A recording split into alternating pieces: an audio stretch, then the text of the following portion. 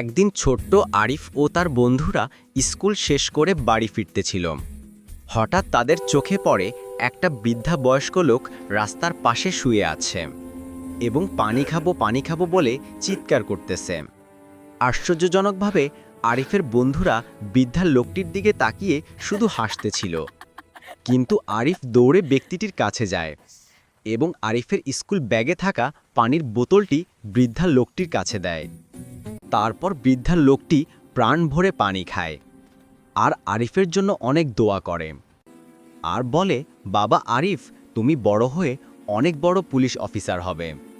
কিন্তু আশ্চর্যজনকভাবে আরিফ লেখাপড়া শেষ করে সত্যি সত্যি একজন পুলিশ অফিসার হয় আর এভাবেই সে জনগণের সেবা করতে থাকেন। বন্ধুরা, আপনারা যারা বড় হয়ে পুলিশ হতে চান তারা এখনই কমেন্টে মতামত জানান এবং পরবর্তী ভিডিও পাওয়ার জন্য চ্যানেলটি সাবস্ক্রাইব করে রাখুন।